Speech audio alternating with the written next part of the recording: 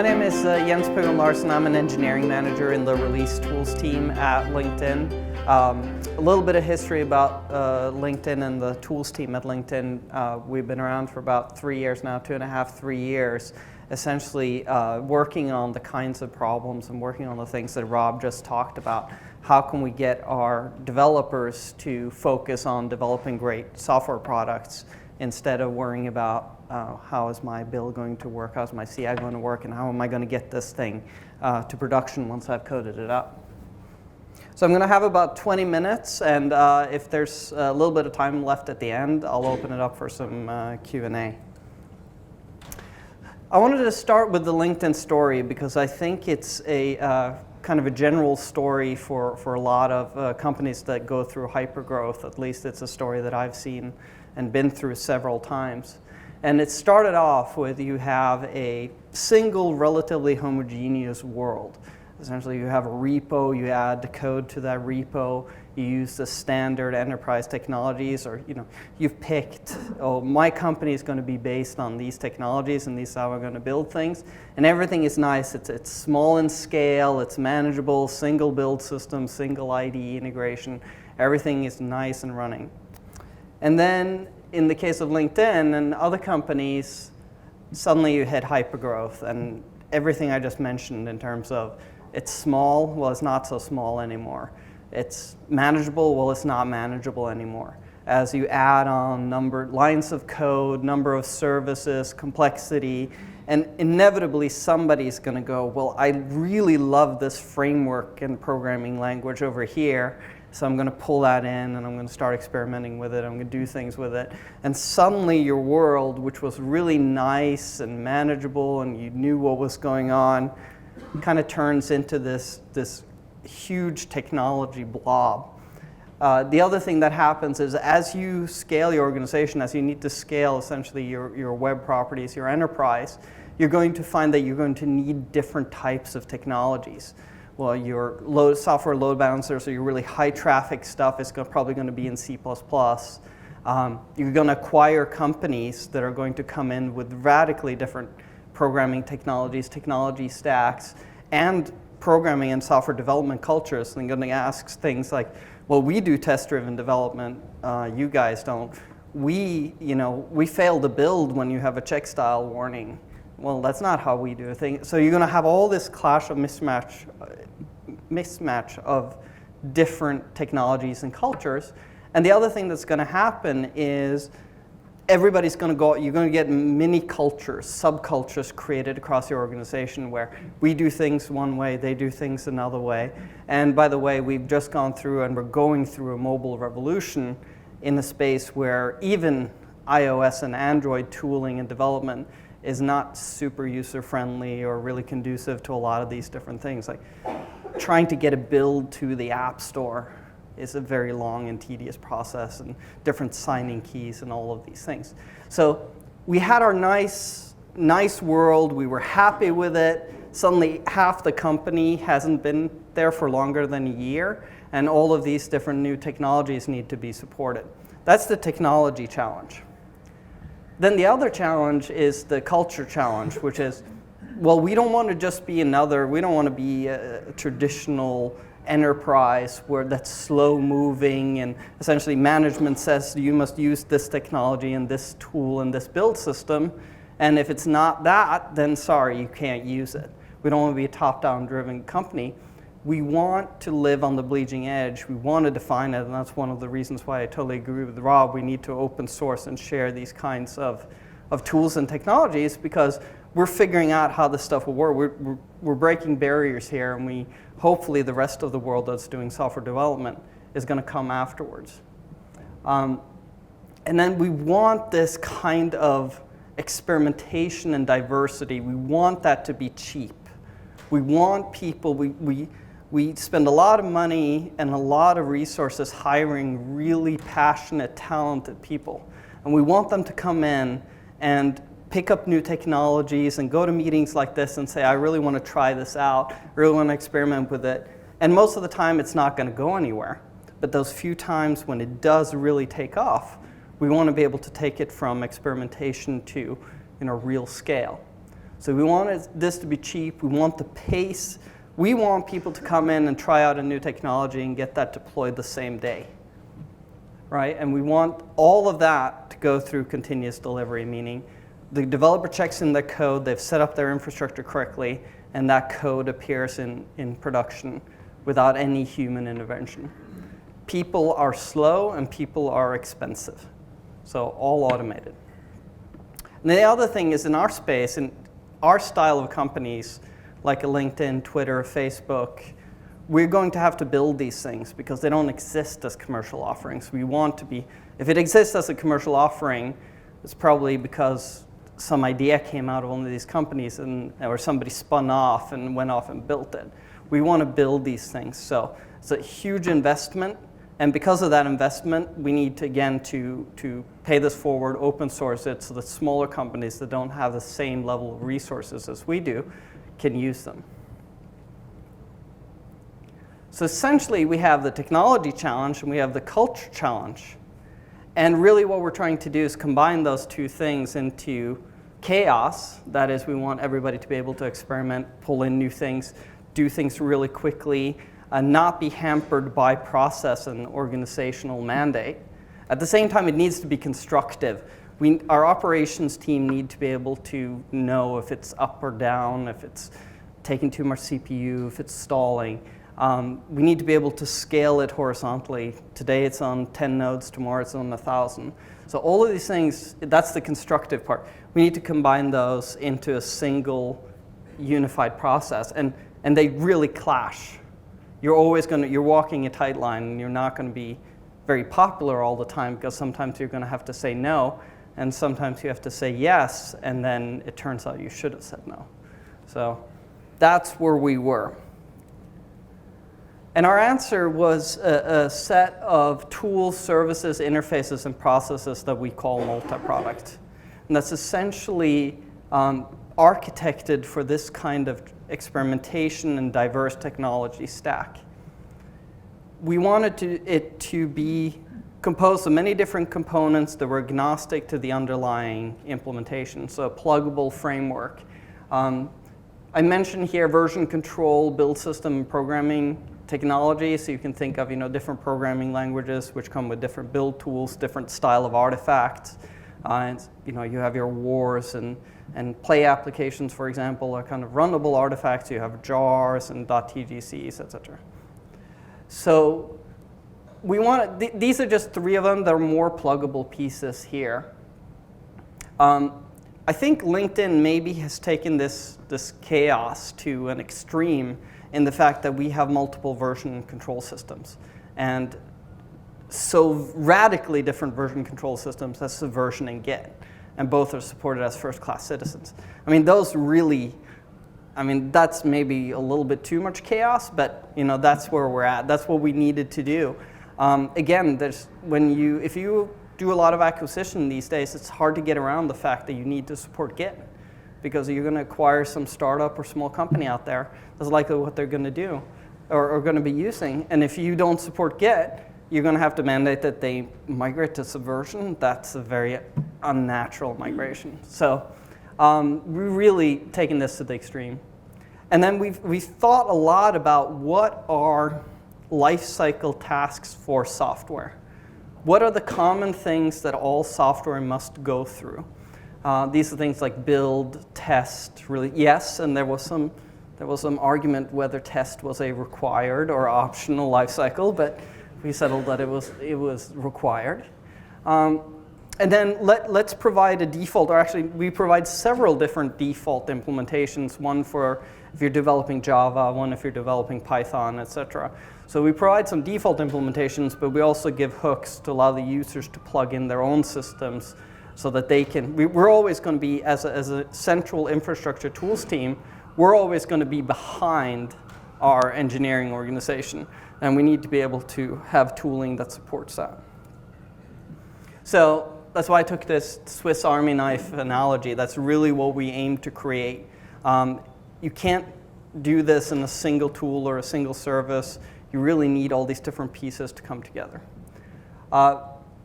one of the things we thought a lot about was that a lot of build tools, if you're thinking your Ant, Maven, Gradle in the Java world, they really work at the artifact levels on the single library level. And we took many artifacts and we lumped them together into what we call the product. And we elevated a lot of concepts like deploying or versioning to this product level. What that enabled us to do, or what that enables us to do, is in a more human way reason about some of these different schemes. So you can actually, a human can go and know what version is deployed, what version of two products depend on each other and things like that. At the artifact level, you quickly get into the thousands, tens of thousands, hundreds of thousands of nodes, and it simply is not manageable. And then we wanted to use metadata, so the metadata that we create along with the actual code artifacts tie the tooling together. So the different pieces of tooling knows what is what because of the metadata. And that's important because in some cases, there was also a lot of discussion on LinkedIn, do we take the metadata and stuff it into the artifact, into the tooling itself? And I think having the metadata, essentially making the metadata really cheap to access and reason about is a very important concept in this. And then I think that naturally lets itself, so if you're running a service-oriented architecture, if you're running a technology stack, you also elevate a multitude, you group services together in your stack, and you have different endpoints for groups of services versus single services. So I think those are very important concepts. Complete pluggable implementation, so we wanted the code to be structured so that users can plug in their own different systems and subsystems. Version management, this was a key where we were in a lot of pain and where we needed to get out, which was essentially everybody had their own version scheme.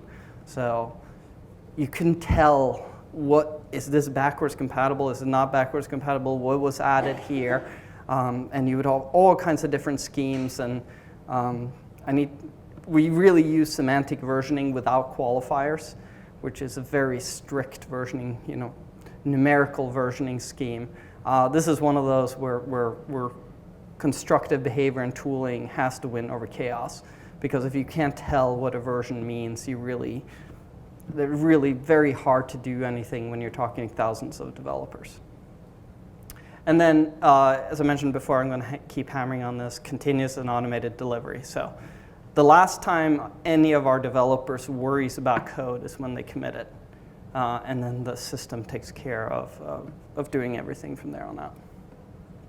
So we have this concept of multi-product. We have this, again, I picked source control, build system, and deployment as examples. You can see here we have Git and Subversion. We have Gradle and SPT on the build system side. There's actually, on source control, there is only Git and Subversion. It's not as easy as you would, or it's not easy to just plug in a different version control system. You really need to think a little bit about it.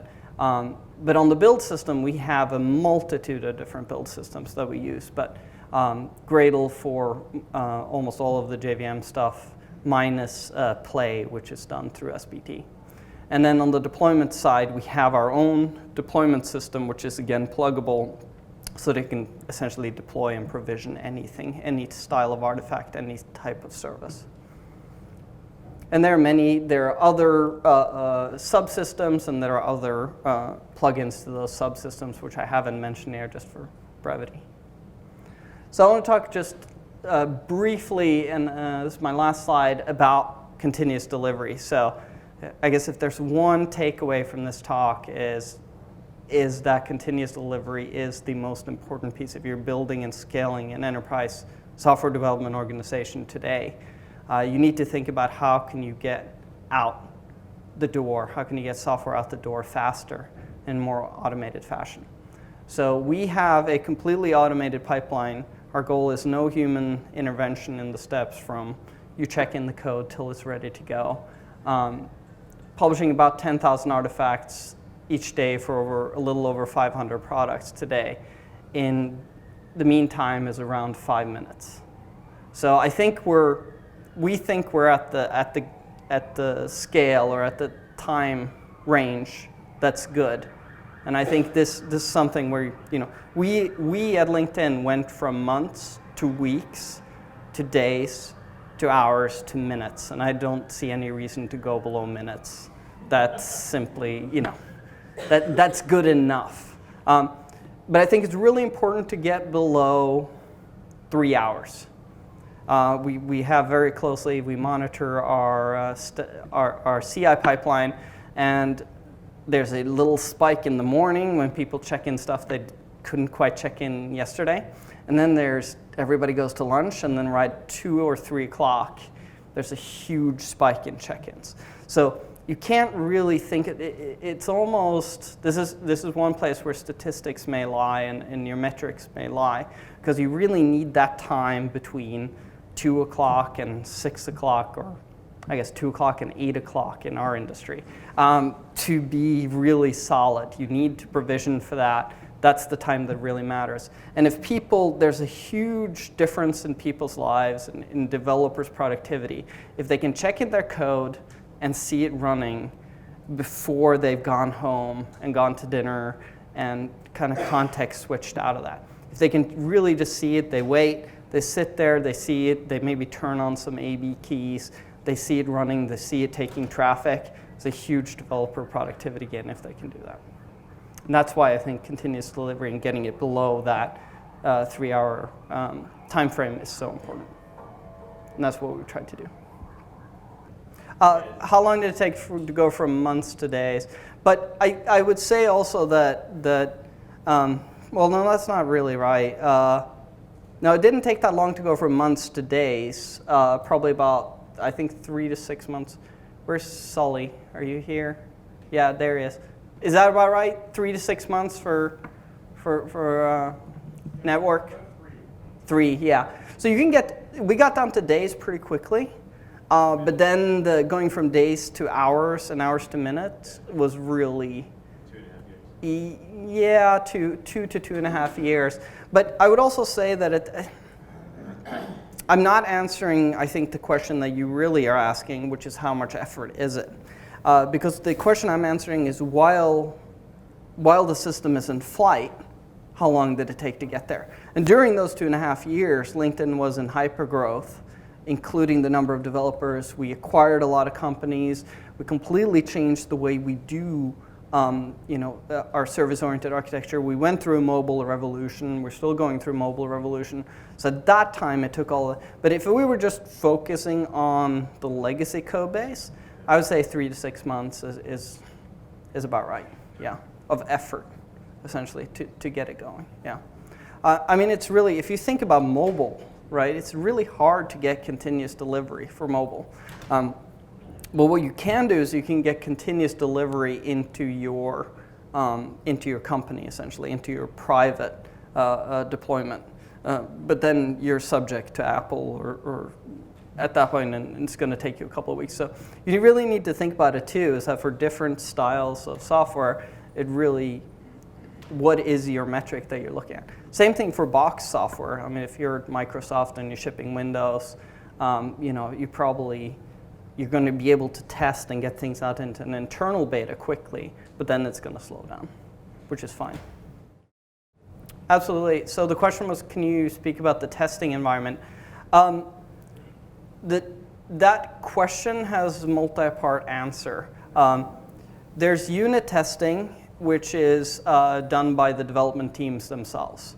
So that's where you can do test-driven development, test-aided development, or you can do traditional unit testing. Then we have integration tests, which is you hook up different pieces together. You test your public APIs.